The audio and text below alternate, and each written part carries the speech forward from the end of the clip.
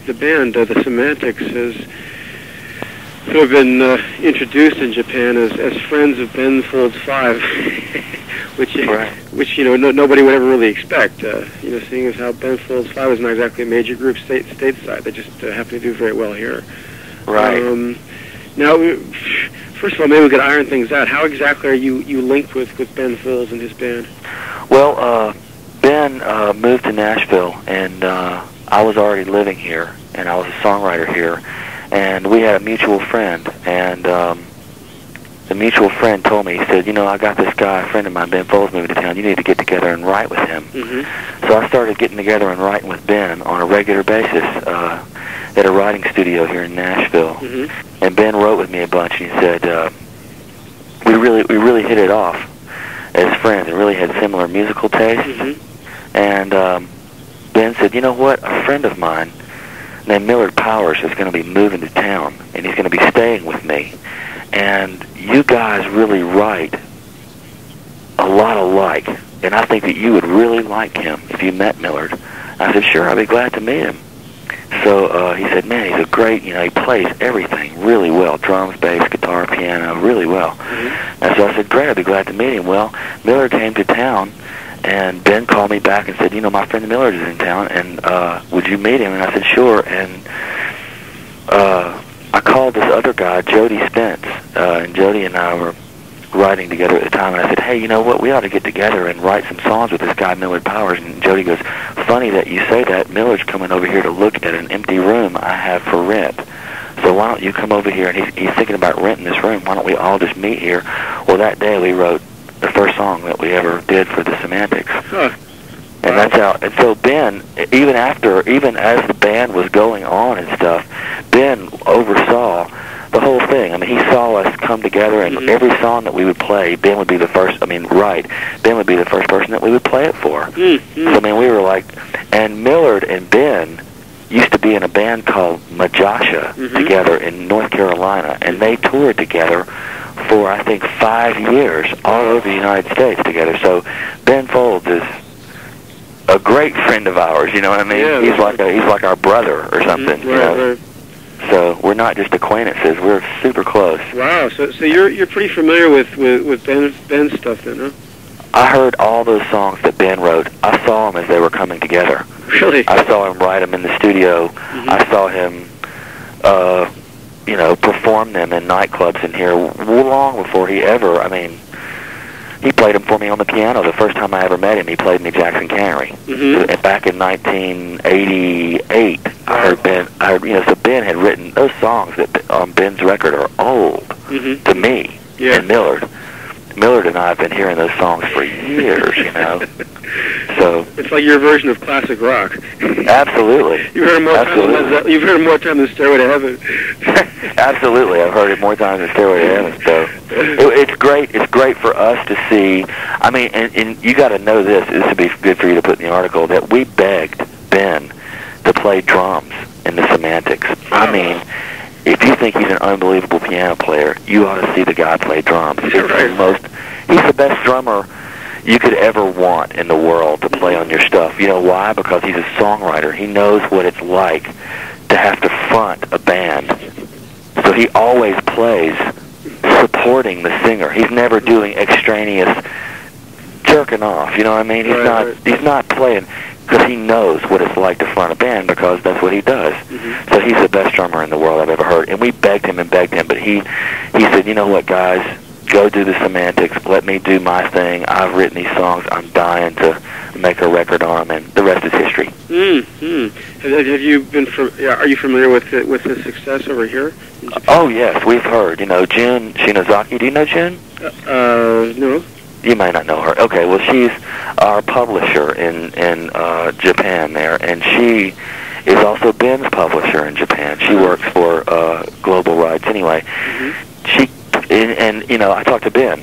I talked to Ben 3 nights ago, and we talk about what's going on in his life. He's getting married in December and stuff. I'm going out to his wedding in San Francisco. Mm-hmm. But he's, he keeps me abreast. He told me, man, we just got back from Tokyo, and man, they went nuts for me, and things are going great. And I hear he's platinum over there or something. Mm-hmm. That's amazing. I'm glad for him. it just sort of caught on over here, and it gives you an idea of the sort of pop fans that exist over here.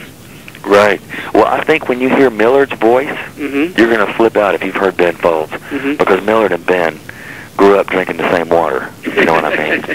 And they sound unbelievably alike. Right, right. Millard's voice is unbelievable, and their writing style is very much. I mean, the whole way they look at life is a whole lot the same. I'm from Alabama, but Millard and Ben are both from North Carolina, and they grew up together, like I said. So, right, right. Well, you're really going to see a similarity there. To those who will just be looking at this in print, what differences can they expect from Semantics? As in compared to Ben Folds 5.